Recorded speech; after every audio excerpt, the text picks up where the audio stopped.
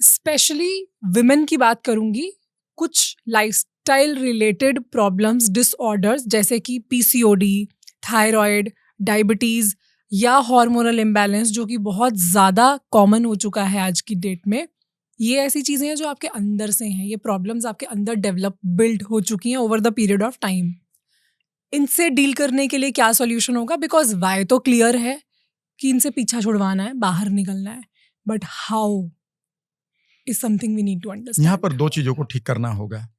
आप ये समझिए कि जितनी भी हमारी बीमारी हैं वो इनसाइड आउट हैं गुंजन। इनसाइड आउट का मतलब है कि वो कहीं अंदर से शुरू हो रही हैं और वो बाहर दिखाई देती हैं पैथोलॉजी में।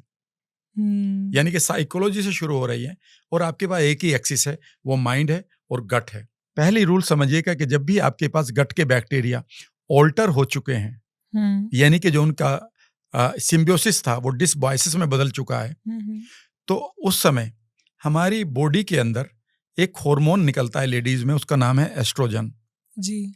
कॉमन नाम है। हाँ जी, हाँ जी। एस्ट्रोजन की खास बात यह है कि अगर ये ज्यादा हुआ तो भी ये प्रॉब्लम क्रिएट करता है और ये कम हुआ तो भी क्रिएट करता है। अगर ये इसे यूं समझिए कि एक रिवर की तरह है और आपके पास एक बैराज होना चाहिए, कंट्रोलिंग गेट्स होने चाहिए कि ये उतना ही निकले जितना जरूरी है। राइट। ठीक है ना? ये काम आपकी बॉडी के अंदर एक पर्टिकुलर मॉलिक्यूल करता है या एक कंपाउंड करता है, उसका नाम है बीटा ग्लूक्यूरोनाइडेस। अच्छा। बीटा ग्लूक्यूरोनाइडेस। बीटा ग्लूक्यूरोनाइडेस बेसिकली ऑटोमेटिकली आपका गट और माइंड इसे कंट्रोल करते हुए एक तरह से हमारे लिए इसे रेगुलेट करता है और उस लड़की की नीड्स क्या हैं, ठीक है, एज क्या है, उसके अनुसार वो एस्ट्रोजन को पूरी तरह से कंट्रोल करता है।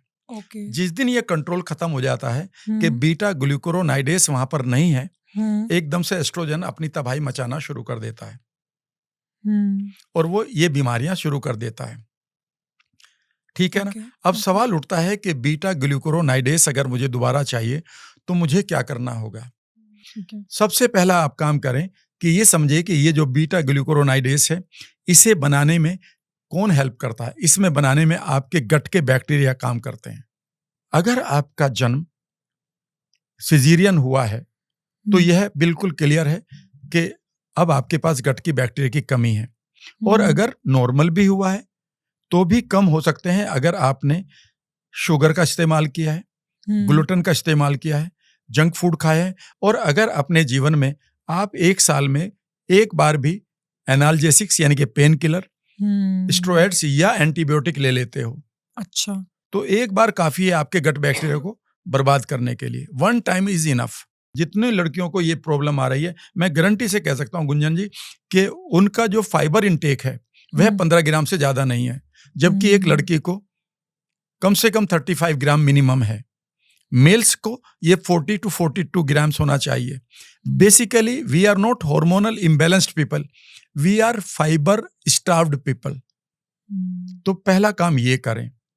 दूसरा काम ये करें कि रोजाना सोने से पहले आप अपने इंटरनल अर्थक्वेक को बंद कर लें, क्योंकि हर एक थॉट आपकी हाइपोथैलेमस को एक्टिवेट करके आपके कोर्टिसोल को निकालना शुरू कर देती है। कोर्टिसोल हार्मोन है और ऐसे में बाकी जितने भी अच्छे हार्मोन हैं वो शट डाउन हो जाते हैं।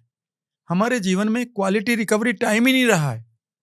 आप अपने बच्चों से देखिएगा, सुबह 6 बजे उठा रहे हैं, उनके मुंह में खाना घुसेड़ा जा रहा है, भगाया जा रहा है उन्हें बस की तरफ। वो बेचारे दिन भर ऐसे ही कर रहे हैं, फिर आते हैं उनको ये क्लास करनी, वो क्लास करनी। हमारे कॉरपोरेट में, ठीक है ना, जितने लड़के लड़कियां काम कर रहे हैं वहां पर अब प्रेजेंटेशन देनी है, प्रेजेंटेशन के लिए नींद आ रही है, आप सोना चाहते हैं 5 मिनट के लिए, नहीं जी आप कॉफी पी लें, कॉफी मशीन लगी हुई है, और आपके पास क्वालिटी टाइम रिकवरी, जो क्वालिटी रिकवरी टाइम है QRT जिसको कहते हैं, वही अवेलेबल नहीं है, जबकि एक दिन में 2 बार मिनिमम होना चाहिए। मैं कह रहा हूं एक बार तो कर लो दिन में। क्वालिटी रिकवरी टाइम का मतलब है कि आपकी बॉडी रेस्ट और अलर्टनेस के एक पैटर्न से गुजरती है, जिसको हम अल्ट्रेडियन रिदम कहते हैं। सर्केडियन रिदम तो आपने सुना है, एक अल्ट्रेडियन रिदम होता है। हर 90 मिनट के बाद हमारी बॉडी रेस्ट और अलर्टनेस के साइकिल से गुजरती है, जिसे हमारे योगी योग निद्रा के द्वारा 5 मिनट में पूरा कर लिया करते थे।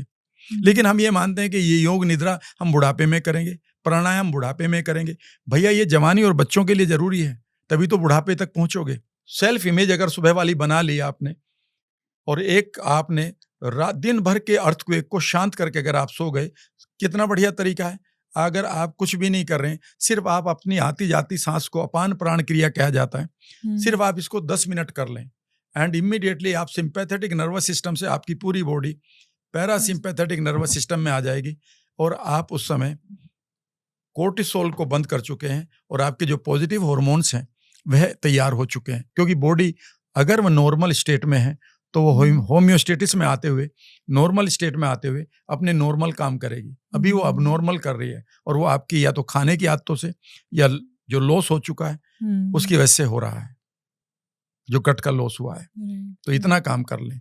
तो तीनों मतलब माइंड, बॉडी एंड सोल तीनों पे काम कर लिया हमने। Yes, very true. अगर आप ये पूरा एपिसोड देखना चाहते हैं तो आप हमारे मेन चैनल गुंजन शाउट्स पे जा सकते हैं, जिसका लिंक डिस्क्रिप्शन में अवेलेबल है।